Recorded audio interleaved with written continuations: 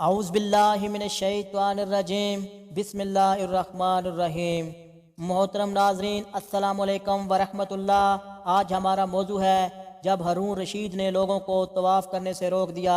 محترم ناظرین، واقعہ پورا دیکھنے کے لیے ویڈیو کو شروع سے لے کر آخر تک ضرور دیکھیں۔ محترم ناظرین، ہارون رشید ایک مرتبہ مکہ مکرمہ میں آیا تو لوگوں کو طواف کرنے سے روک دیا تاکہ وہ خود تنہا طواف کر سکے، اور جب وہ طواف کرنے لگا تو جھٹ ایک رابی نے سبقت کر کے اس کے ساتھ طواف کرنا شروع کر دیا۔ ہارون رشید کو یہ بات ناگوار گزری اور وہ اپنے حاجب کی طرف دیکھا۔ حاجب نے اپنے بادشاہ کی مرضی پا کر عرابی سے کہا، بھائی یہاں سے ہٹ جاؤ تاکہ امیر المومنین طواف کر سکیں۔ عرابی نے بھی جواب دیا، اللہ کے نزدیک اس مقام میں چھوٹے بڑے، ادنا اعلیٰ، میر غریب اور رائی اور رعایا سب برابر ہیں۔ یہاں کون چھوٹا اور کون بڑا ہے، جاؤ میں نہیں ہٹتا۔ ہارون رشید نے حاجب سے کہا، اسے رہنے دو۔ اس کے بعد ہارون رشید حجر اسود کو چومنے کے لیے آگے بڑھا تو عرابی نے سبقت کر کے حجر اسود کو پہلے چوم لیا۔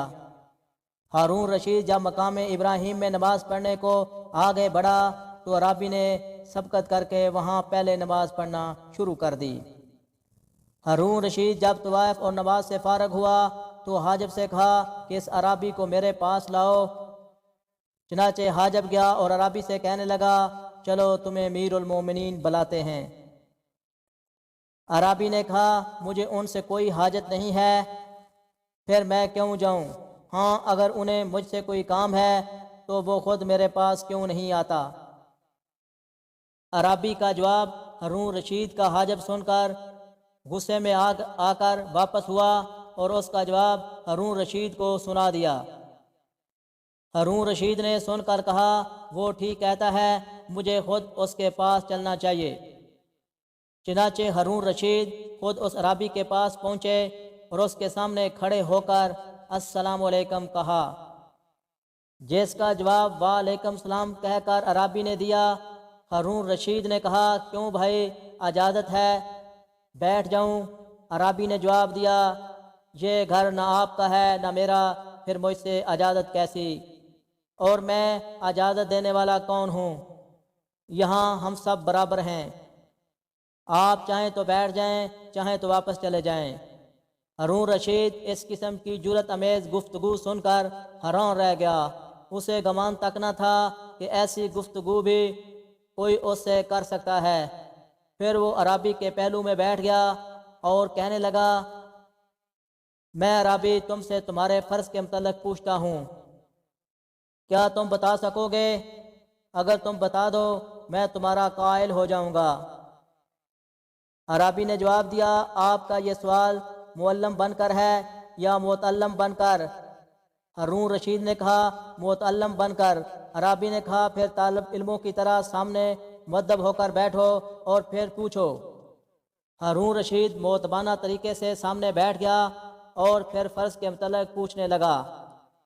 عرابی نے جواب دیا کہ ایک فرض بتاؤں یا 5 فرض یا 17 فرض بتاؤں یا 34 بتاؤں یا 94 یا 40 میں سے ایک فرض بیان کروں یا عمر بھر میں ایک فرض کا بتاؤں؟ یہ تفصیل سن کر ہارون رشید نے ہنس کر کہا، میں نے تم سے ایک فرض کا پوچھا ہے اور تم دنیا بھر کا حساب لیے بیٹھے ہوئے ہو۔ عرابی نے کہا، ہارون، اگر دین میں حساب نہ ہوتا تو قیامت کے روز اللہ تعالیٰ مخلوق کا کبھی حساب نہ لیتا۔ ہارون رشید نے جب یہ سنا کہ عرابی نے اس کا نام لے کر اسے مخاطب کیا ہے اور اسے امیر المومنین نہیں کہا تو غصے میں آ گیا، اور جب غصہ سرد ہوا تو کہنے لگا، قسم با خدا، اگر تم نے میرے سوال کا جواب نہ دیا میں تجھے صفا اور مروہ کے پہاڑوں کے درمیان مروا دوں گا۔ حاجب نے کہا، امیر المومنین جانے دیجئے، اس حرم شریف کے طفیل اس کی جان بخشش فرما دیجئے۔ اور یہ سن کر عرابی کھل کھلا کر خوب ہنسا۔ ہارون رشید اور بھی زیادہ حیران ہوا اور پوچھا، اس قدر ہنستے کیوں ہو؟ عرابی نے جواب دیا، تم دونوں کی مضحکہ خیز گفتگو سن کر ایک تم دونوں میں سے ایسی موت لے آنے کا مدعی ہے جو آئی نہیں، اور دوسرا ایسی موت کو ہٹا رہا ہے جو آ چکی ہے۔ بھلا ایسی نامعقول باتیں دنا قبول کر سکتا ہے؟ ہارون رشید یہ سن کر بے حد نادم ہوا اور منت سے کہنے لگا، بھائی اب تو مجھے تمہارے جواب کا بے حد شوق ہے، برائے خدا میرے سوال کا جواب ضرور دیجیے۔ عرابی نے کہا، تو لو سنو، تمہارا سوال اس فرض کے متعلق ہے جو اللہ نے مجھ پر فرض کیا ہے، تو اللہ کے مجھ پر بہت زیادہ فرائض ہیں۔ میں نے تم سے ایک فرض کا کہا تھا، وہ تو دین اسلام ہے۔ جو 5 فرض کہے تھے وہ 5 نمازیں ہیں، اور جو 17 فرض ہیں وہ دن رات کی 17 رکھتے ہیں، اور 34 فرض ہیں دن رات کے سجدے ہیں، اور 94 فرض وہ ان ارکات کی تکبیرات ہیں، اور جو میں نے 40 میں سے ایک کہا تھا وہ 40 دینار میں سے 1 دینار کی زکوٰۃ ہے، اور ساری عمر میں ایک فرض۔ وہاں جو ہے ہارون رشید عرابی کے، اس نے جواب میں سن کر بے حد مسرور ہوا اور اس کے دل میں بے حد قدر پیدا ہوئی۔ اس کے بعد عرابی نے کہا، آپ کے سوال کے جواب تو میں نے دے دیا، اب میرا بھی سوال کا جواب ہے، کیا آپ دیں گے؟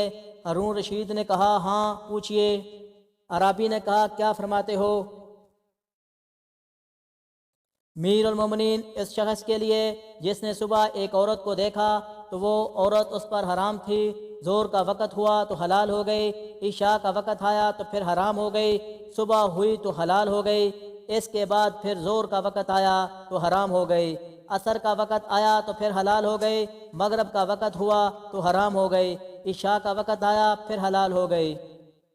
ہارون رشید یہ سن کر کہنے لگا، تم نے مجھے ایک ایسے دریا میں ڈال دیا ہے جس سے بجز تمہارے علاوہ دوسرا کوئی اور نہیں نکال سکتا، اس کا جواب دو۔ عرابی نے کہا، میر المومنین آپ تو بڑے صاحب اختیار حاکم ہیں، میرے ایک معمولی مسئلے کے سامنے عاجز کیوں آ گئے؟ ہارون رشید نے کہا، واقعہ یہ ہے کہ حق تعالیٰ نے تمہارا درجہ علم میں مجھ سے بلند کیا ہے، میری درخواست ہے اس حرم شریف کی خاطر تم ہی جواب دو۔ عرابی نے کہا، بہت اچھا، تو سنیں۔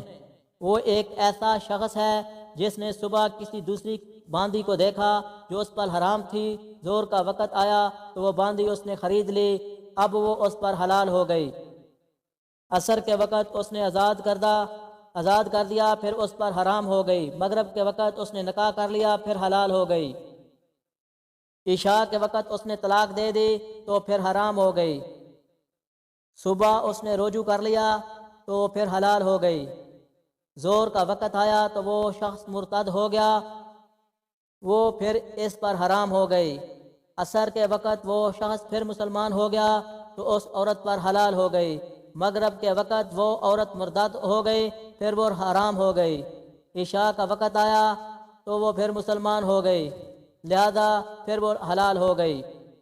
ہارون رشید یہ تفصیل سن کر حیران و ششدر رہ گیا اور اس عرابی کو 10,000 دینار دینے کا حکم دیا۔ جب یہ دینار عرابی کو پیش کیے گئے تو اس نے کہا کہ یہ دینار ان کے اہل کو دیجیے، مجھے ضرورت نہیں ہے۔ ہارون رشید نے کہا، میں تمہارے نام کوئی جگیر کر دوں جو عمر بھر تمہارے لیے کافی ہو؟ عرابی نے کہا، جس نے تمہارے نام ملک کر رکھا ہے وہ چاہے گا تو میرے نام بھی کوئی جگیر کر دے گا، تمہارے واسطے کی ضرورت نہیں ہے۔ ہارون رشید وہاں سے لوٹا، اس رابی کے متعلق دریافت کیا تو لوگوں نے بتایا کہ یہ امام جعفر صادق کے بیٹے موسیٰ رضا ہیں جنہوں نے زیدانہ زندگی اختیار کر رکھی ہے۔ ہارون رشید حقیقت جان کر واپس لوٹا، حضرت موسیٰ رضا بن امام جعفر صادق بن محمد بن علی بن ابی طالب کی پیشانی کو چوم لیا۔